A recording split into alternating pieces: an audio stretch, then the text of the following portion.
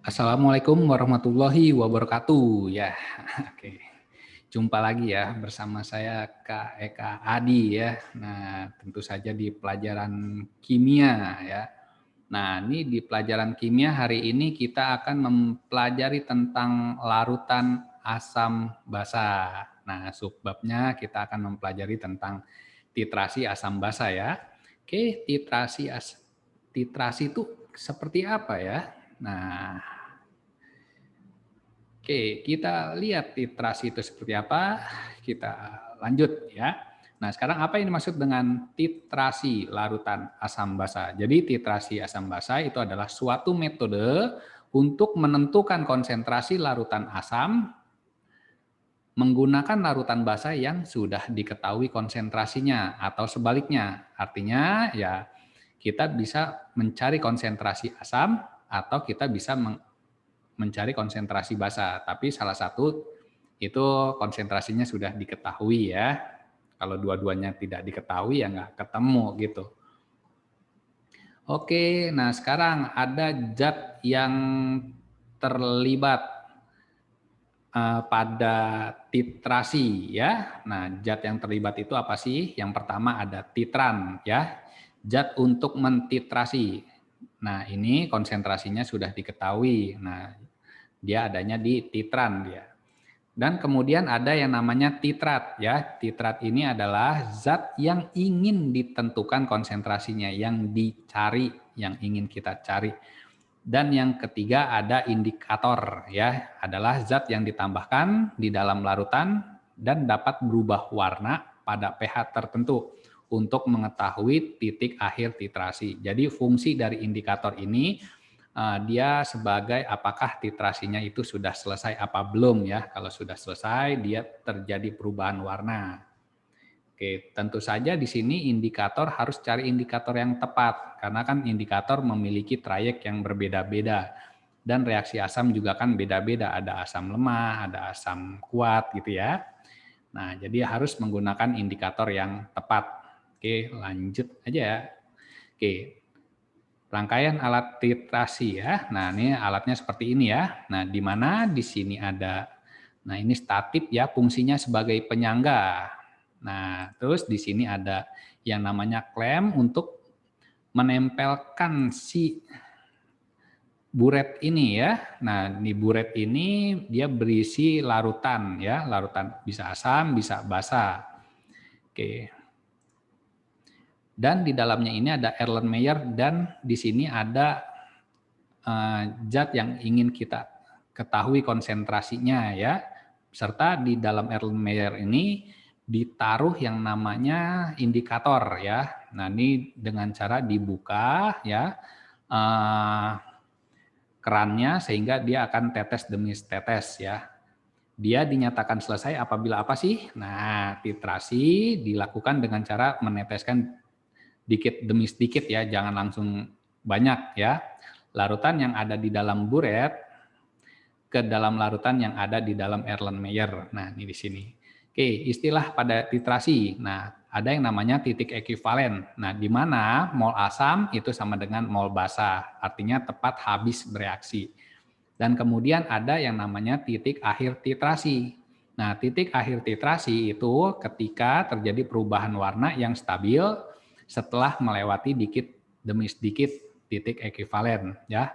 Ketika ada perubahan warna, maka titrasi dihentikan ya. Artinya itu sudah dianggap molnya sama ya, mol asam sama dengan mol basa. Oke, jadi kalau titik ekivalen ini kita bisa mencari dengan perhitungan, tapi kalau titik akhir titrasi itu dengan cara percobaan ya. Percobaannya seperti ini. Oke, kita lanjut. Oke, kurva titrasi. Titrasi itu asam itu kan ada dua jenis ya, ada asam kuat, ada asam lemah. Nah, sekarang kita akan bahas reaksi asam basa, yaitu di mana asam kuat dengan basa kuat. Oke, apa yang terjadi ketika asam kuat dan basa kuat? Nah, titik ekivalen artinya pada saat mol asam habis, mol basa habis, itu pH-nya di 7 ya. Nah, titik temunya di 7. Nah, ketika basa kuat dengan asam kuat, Nah, sama di sini juga dia di titik 7. Nah, cuman bedanya apa? Kalau asam kuat itu kan dia pH-nya mendekati angka 0 ya, jauh dari angka 7 di sini. 7 kan pH netral ya. Nah, kalau dia direaksikan dengan basa kuat, dengan asam kuat, pasti pH awalnya dia mendekati 14. Nah, ini dilihat dari kurva titrasinya yang terbalik ya. Nah, kalau misalkan asam kuat, maka dia dimulai dari pH mendekati 0, ketika dia ditetesi banyak basa, maka dia pH-nya mendekati 14 ya. Begitu sebaliknya dengan yang di bawah ini. Dan ada juga yang asam lemah dengan basa kuat. Nah, asam lemah itu sifat pH-nya mendekati 7 ya. Nah, artinya seperti ini ya. Jadi kalau di sini agak ke bawah ya mendekati angka 0, kalau di sini justru mendekati angka 7. Nah, di mana titik ekuivalen, nah karena sifat basanya kuat, maka titik ekuivalennya itu pasti dia cenderung basa ya, karena sifat dari basa kuat tersebut. Oke, sedangkan untuk basa lemah dan asam kuat ya. Nah, ini seperti gini ya, basa lemah ini dia pH-nya dia lebih dari 7 tapi mendekati angka 7 nih. Nah, direaksikan dengan asam kuat di mana titik ekuivalennya itu sekitar 5 sampai 6 karena sifat asamnya yang kuat. Maka titik ekuivalen maka dia mendekati sifat asam ya karena faktor si asam kuat tersebut. Oke, ini adalah grafik dari kurva titrasi aja ya, contoh ya. Nah, sekarang kita masuk ke reaksi netralisasi asam basa. Nah, prinsip yang digunakan pada titrasi berdasarkan reaksi netralisasi asam basa yaitu, nah yang tadi ketika asam direaksikan dengan basa akan menghasilkan garam dan air. Nah, dia disebut netralisasi, artinya apa? Asam itu kan pH-nya di bawah 7, sedangkan basa di atas 7. Dia dinyatakan netral apabila pH-nya tuh 7 atau mendekati 7, ya dianggap mendekati netral. Oke, asam dinetralkan dengan basa sehingga reaksinya gini. Oke, suatu reaksi dinetralkan apabila mol asam sama dengan mol basa. Jangan lupa di sini asam juga memiliki valensi yang berbeda-beda. Contoh misalkan HCl ya. HCl itu nggak sama dengan H2SO4 karena H2SO4 itu menghasilkan 2H+. Kalau HCl dia menghasilkan 1H+. Maka di sini perlu dikali yang namanya valensi basa ya, valensi basa ini akan mempengaruhi perhitungan. Nah, sedangkan mol asam itu kan rumusnya M kali V ya. Nah, di sini mol asam sama dengan molaritas asam kali V asam kali valensi asam sama dengan ya M basa molaritas ya. Nah, dikali V basa kali B-nya ini adalah valensi basa. Oke, langsung aja ke contoh soal nih, gini. Nah, di sini ada larutan HCl sebanyak 25 ml dititrasi ya dengan larutan NaOH 30 ml 0,1 M. Tentukan kemolaran HCl. Oke. Nah, reaksinya seperti ini ya, reaksi asam basanya ya. Nah, oke.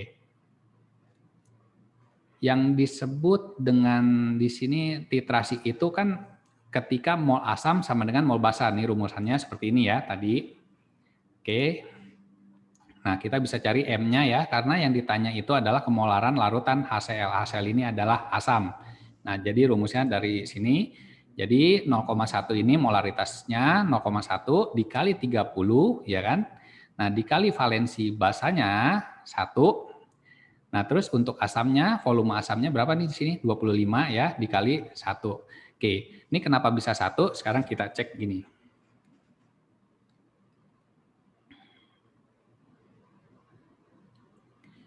Oke, ini sekarang misalkan HCl ya. HCl ini kan asam, berarti dia menghasilkan H+ ditambah Cl-. Oke, cuma 1 kan? Valensi asamnya kan? Nah, sedangkan untuk basanya KOH itu diionkan menjadi K+ ditambah OH-. Oke, OH-nya juga 1 kan? Maka di sininya 1, asamnya 1, basanya juga dia 1. Oke, jadi konsentrasinya larutan HCl itu adalah 0,12. Oke, nomor 2, tentukan volume HCl 0,2 molar yang dibutuhkan untuk menetralkan ya larutan 116 mg MgOH di mana MR-nya 58. Oke, rumus masih sama ya.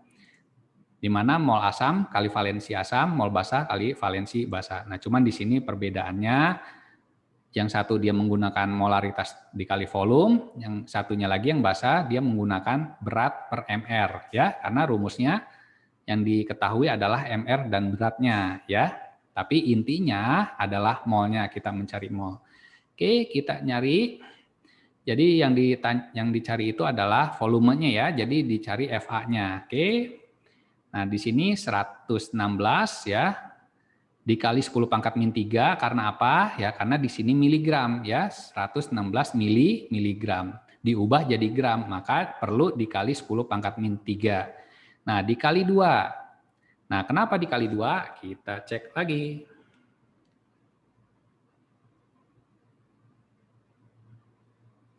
Oke, MgOH 2 kali ya. MgOH 2 kali. Ketika kita ionkan, maka menjadi Mg2+ ditambah 2OH min. Oke, valensinya 2 kan? Nah, maka dia bervalensi 2. Sedangkan HCl kan bisa dilihat dari sini ya. Maka dia 1. Oke, jadi didapatlah jawabannya itu 0,02 liter ya, atau setara dengan 20 ml.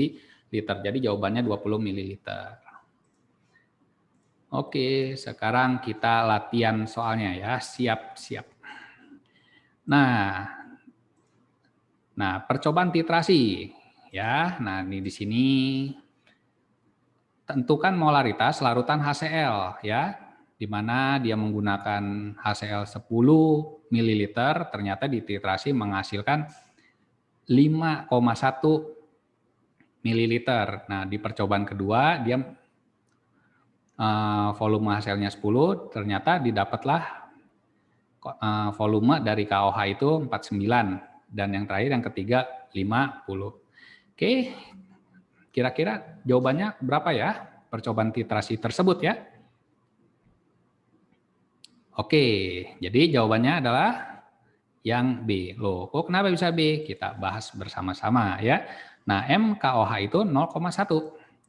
Volume dari HCl itu sama dengan 10 ya, 10 semua nih, semua. Atau rata-rata juga 10. Nah, KOH ini sama dengan 5 ml. Kenapa 5 ml? Coba rata-rata. Kita hitung 5,1 tambah 4,9 tambah 5 dibagi 3. Kan rata-ratanya kan seperti itu ya. Nah, jadi volume rata-rata dari KOH itu 5. Oke, rumusnya seperti biasa ya. Nah, seperti ini. Oke, dan kita cari M-nya, maka MA sama dengan MB, FB kali B dibagi FA dikali A. Ya, A itu adalah valensi asam ya. Nah, di sini dikali 1 dikali 1. Ya, kan kita lihat HCl ya. Valensi asam dari HCl itu kan 1, karena menghasilkan 1 H+. Sedangkan kalau untuk basa menghasilkan 1 OH, OH-. Oke, jadi konsentrasi MA-nya dapatlah 0,05 molar. Jadi jawabannya B ya. Oke, ketemu jawabannya. Oke, lanjut lagi kita soal nomor 2 nih ya selanjutnya. Nah, di sini ada larutan NaOH 40 ml 0,1 M dicampur dengan 60 ml larutan HCl 0,05. Nah, untuk menetralkan larutan tersebut, campuran tersebut ya, dibutuhkan larutan H2SO4 0,05 molar sebanyak. Nah, jadi dititrasi, kemudian dia dicampur, dititrasi gitu ya. Di sini kata menetralkan pasti dia reaksi titrasi. Oke, jadi jawabannya apa? Nah, ini jawabannya yang C. Loh, kok bisa dapat jawaban C? Kita cek. Nah, kita cari dulu ya. Kita kan mereaksikan antara NaOH dan HCl. Nah, kita cari molnya dulu, NaOH. 40 kali 0,1 sama dengan 4 milimol. Untuk mol HCl 60 dikali 0,05 ya, 3 milimol. Oke, jadi HCl ditambah NaOH, nah reaksinya seperti itu. Oke, mula-mula berapa? HCl 3 ya, sedangkan NaOH dia 4. Oke, yang habis ternyata HCl. Oke, berarti yang sisa itu adalah NaOH. Nah, ini yang sebagai sisa. Dan sisanya ini akan dititrasi oleh H2SO4. Nah, ya, berarti sisa mol NaOH-nya berapa yang dinetralkan dengan H2SO4? Ya udah pakai rumus apa tadi ya, rumus titrasi. MA kali FA kali A sama dengan MB kali VB kali B.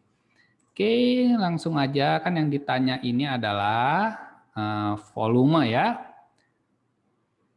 Volume si H2SO4-nya. Oke, ini di sini mol basanya kan 1 nih ya, sisa basanya 1 dikali 1. Nah, 0,05. Nah, dari sini nih konsentrasi H2SO4-nya ya kan, H2SO4-nya kan 0,05 dikali 2. Ya, ini di sini bisa dikali 2 karena apa? Ya, sekarang kita lihat nih di sini. Ya, ternyata H2SO4 itu kita ionkan, maka menjadi 2H+ ditambah SO4 min 2. Oke, kan kita lihat valensi asamnya ya, berarti valensi asamnya 2, maka dia perlu dikali 2. Sedangkan kalau NaOH kan di sini cuma 1 ya, maka dia dikali 1. Oke, jadi jawabannya adalah 10 ml ya, jawabannya C ya. Oke. Nah, jika 1,71 gram basah kuat LOH 2 kali dapat dinetralkan dengan 100 ml HCl 0,2 m, maka massa atom relatif L, nah ini L-nya itu logamnya ini berapa? Ya, nih di mana ARO 16 dan ARH itu 1. Ya, jadi massa molekul relatifnya berapa? Atom relatifnya? Ya, jawabannya B. Oke, kita bahas ya kenapa bisa dapat B. Nah, sekarang kita lihat di sini massanya ya. Berapa? 1,71 gram ya dari sini ya. Nah, terus molaritas HCl ini 0,2 ya. Sedangkan volumenya ini 100 mili diubah jadi liter 0,1 liter.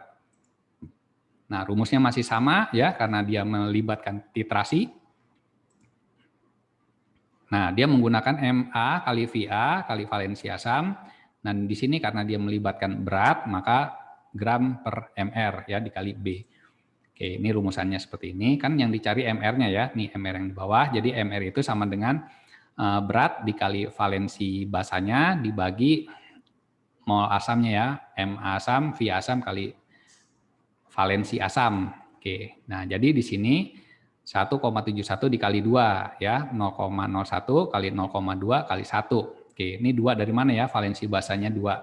Oke, kita lihat di sini kenapa dia valensi basanya 2. Kan LOH 2 kali, ya kan? Maka kita ionkan menjadi L+, ya 2+ ditambah 2OH min. Oke, 2OH min kan? Maka dia perlu dikali 2. Sedangkan kalau yang satu ini kan HCl, ya. HCl diionkan menjadi H+ ditambah Cl min. Valensi asamnya ya cuma 1. Oke, jadi MR-nya 171.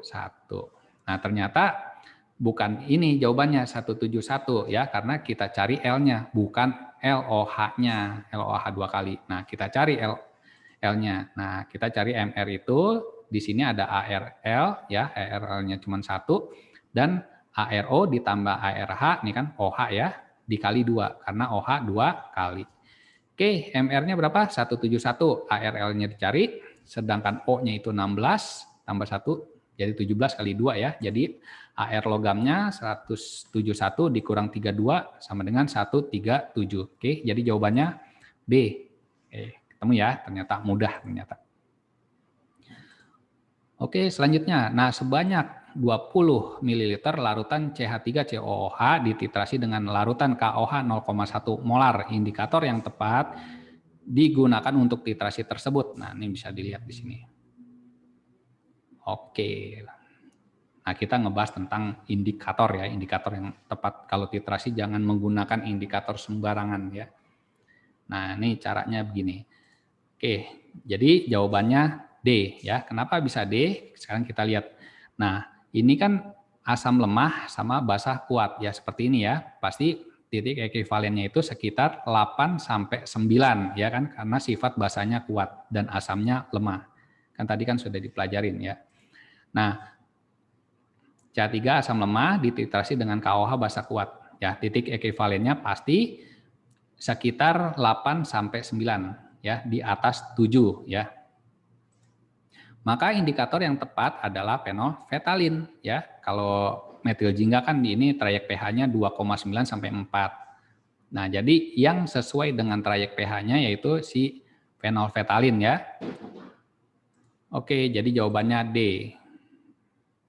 Oke, selanjutnya sebanyak 0,3 gram suatu cuplikan yang mengandung NaOH dilarutkan dalam air dan memerlukan 25 larutan H2SO4 0,1 molar untuk menetralkan, maka kadar NaOH yang MR-nya 40 dalam cuplikan tersebut adalah, oke, Bapak ya. Nah, kita bahas di sini. Wah, ternyata jawabannya yang A. Oke, kenapa bisa A? Sekarang di sini cuplikan itu 0,3 gram ya mengandung NaOH. Artinya cuplikan itu ada NaOH dan berat lainnya. Nah, rumusnya adalah mol asam kali valensi asam sama dengan mol basa kali valensi basa. Nah, rumusnya ya seperti ini ya, karena dia melibatkan massa ya, maka dia berat per mR. Oke, jadi beratnya berapa? Beratnya 0,2 gram. Oke, jadi 0,2 gram. Nah, massa NaOH-nya berapa? 0,2 gram, sedangkan massa cuplikannya itu adalah 0,3. Jadi massa cuplikan itu massa total ya, jadi 0,2 dibagi 0,3 dikali 100%. Jadi jawabannya 6,7%. Jadi jawabannya A. Oke, terima kasih ya. Assalamualaikum warahmatullahi wabarakatuh.